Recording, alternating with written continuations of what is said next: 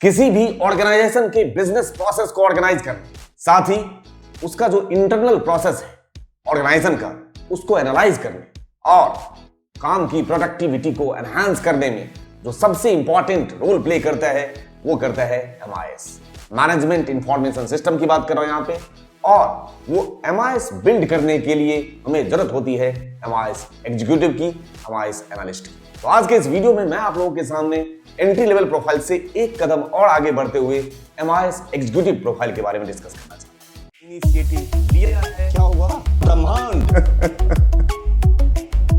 इस MIS executive profile की बात करूं तो मैं फ्रेशर लेवल प्रोफाइल की बात कर चुका हूं, जो किसी के अंडर में काम करते हैं। उनके ऊपर रिस्पॉन्सिबिलिटी ऑफ कोर्स होगी, लेकिन उतनी ज्यादा रिस्पॉन्सिबिलिटी नहीं होती है। वो किसी लीड के अंदर में काम कर रहे होते हैं, जो उसको इंस्ट्रक्शन दिया जाता है वो काम करते हैं। लेकिन अगर इंडिविजुअल एक MIS एग्जीक्यूटिव प्रोफाइल की बात करूं तो यहां पे रोल थोड़ा सा चेंज हो जाता है। अगर आप एक आज MIS एग्जीक्यूटिव इंडिपेंडेंटली काम करते हैं किसी भी ऑर्गेनाइजेशन में, तो आपकी जो रोल्स एंड रिस्पॉन्सिबिलिटी है वो थोड़े से ब्रॉडर लेवल पर आती है। मतलब आपका रोल्स और रिस्पॉन्सिबिलिटी वो जो फ्रेशर वाला प्रोफाइल था उससे कहीं ज्यादा होगा। आप रिस्पॉन्सिबल हैं उस ऑर्गेनाइजेशन के प्रोसेस को संभालने के लिए, उस ऑर्गेनाइजेशन के इंफॉर्मेशन को कलेक्ट करके उसके बेस पे एक प्रॉपर रिपोर्ट बना के तब रिप्रेजेंट करने के लिए। और अगर आपको एक अच्छा समरी रिपोर्ट बनाना है तो रॉ डेटा को एनालाइज करने से लेके रिपोर्टिंग तक, चाहे वो डेटा समराइजेशन की बात हो या डेटा इवन विजुअलाइजेशन की बात हो, वो सारे प्रोसेस जो भी इन्वॉल्व होंगे उसमें आपकी रिस्पॉन्सिबिलिटी भी होगी।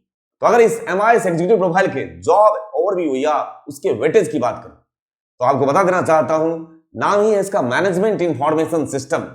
और MIS एग्जीक्यूटिव जो होंगे वो मैनेजमेंट टीम का हिस्सा होते हैं, मतलब वेटेज है ना। मैनेजमेंट टीम का आप हिस्सा होते हैं। किसी भी ऑर्गेनाइजेशन में 50 MIS के लोग नहीं होते हैं।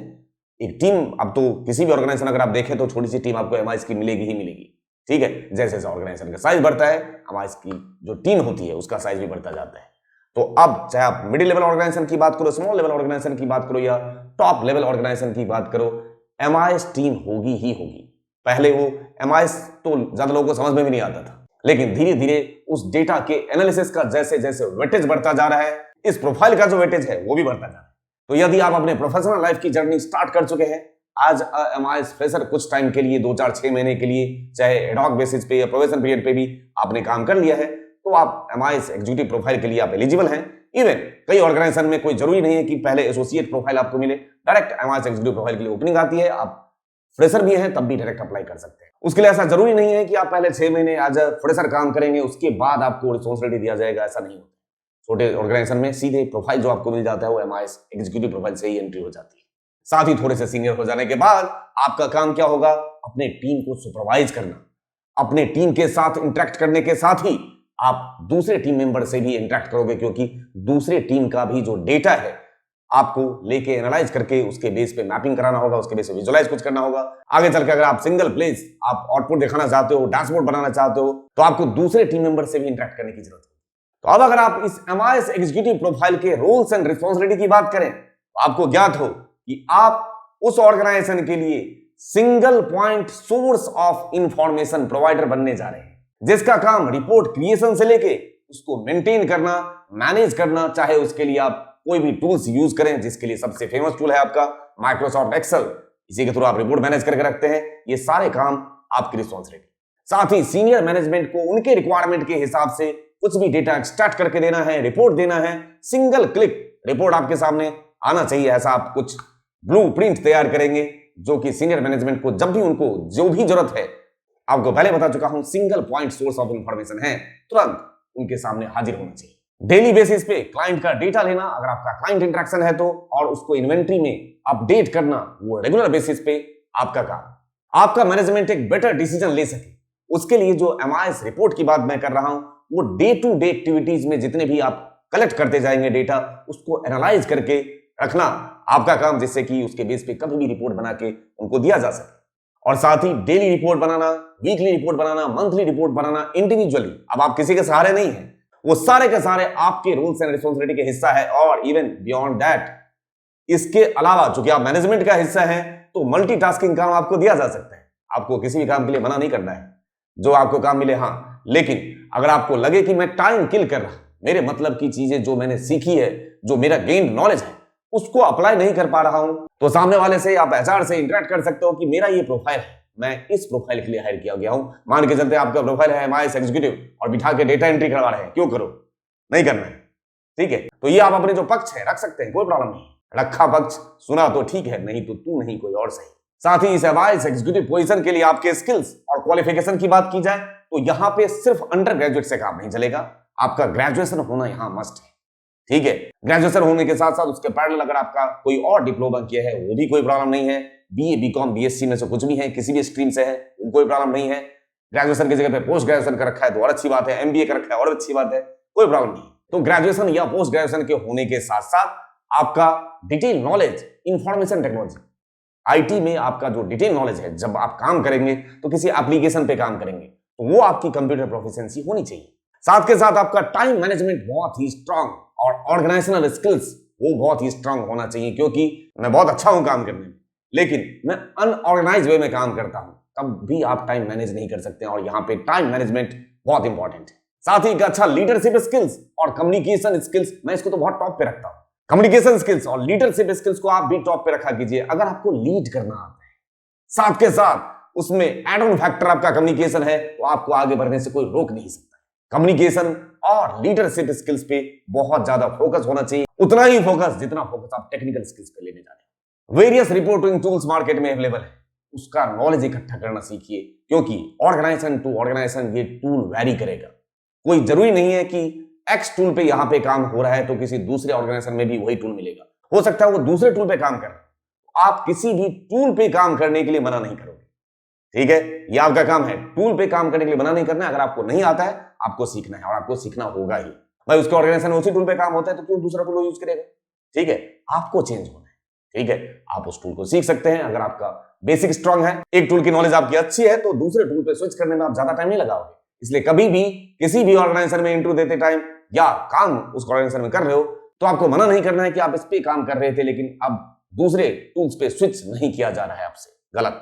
आपको स्विच करना ही होगा। साथ ही अगर आपको टीम को मैनेज करना आता है, ऑफ कोर्स लीडरशिप स्किल्स होगी तो आप टीम को मैनेज कर सकते हैं, वो एड ऑन फैक्टर है। और अगर आपने कोई एमआईएस सर्टिफिकेशन कर रखा है, ठीक है, कुछ आपने नॉलेज गेन कर रखा है, किसी जगह से सर्टिफिकेशन वगैरह कर रखा है, तो वो एड ऑन फैक्टर हो सकता है, लेकिन सर्टिफिकेशन मैंडेटरी नहीं है, वो नॉलेज ही मैंडेटरी है। अगर आपके नॉलेज में इजाफा है तो सर्टिफिकेशन तो धराशायी हो जाती है साहब। सर्टिफिकेशन एक बूस्टर की तरह काम कर सकता है, अदरवाइज वो सर्टिफिकेशन किया हुआ जॉब पाने का जो है फिक्स पैमाना नहीं है कि भाई इसके थ्रू अगर मैंने सर्टिफिकेशन कर रखा है तो मेरी जॉब लग ही जाएगी।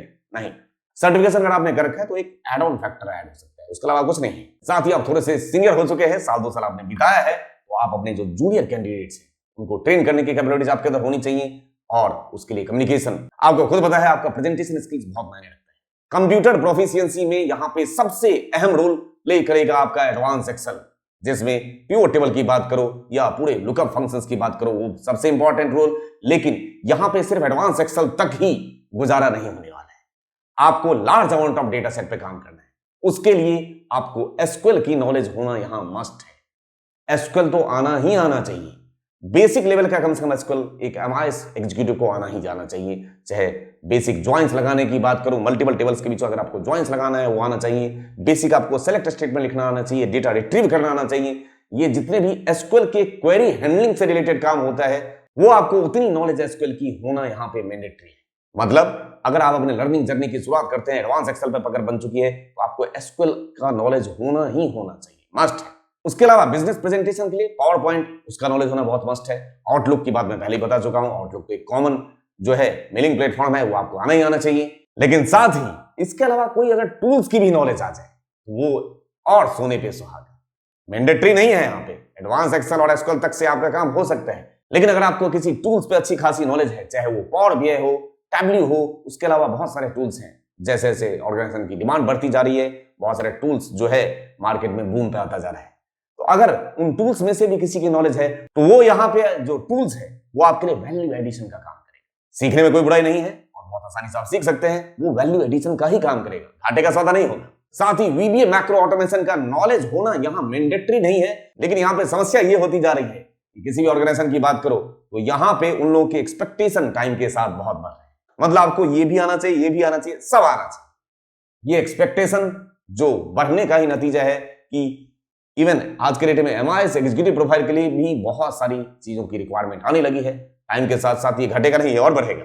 तो अगर आपने सीख रखा है तो अच्छी बात है, नहीं सीख रखा है तो अगर मुझे VBA नहीं आता इसका मतलब ये थोड़ी है कि मैं काम नहीं कर सकता हूं। मैं एक्सेल से काम तो करता हूं, हाँ उतना एफिशिएंट वे में नहीं कर पाता। उसके लिए VBA मेरा जहां पे रिपीटिशन वाला काम है वहां पे VBA मेरा हेल्प कर सकता है। लेकिन इसका मतलब ये नहीं हुआ कि VBA मैंने नहीं किया है तो मैं आपका जो MIS एग्जीक्यूटिव प्रोफाइल पे जॉब नहीं कर सकता हूं। It's not mandatory.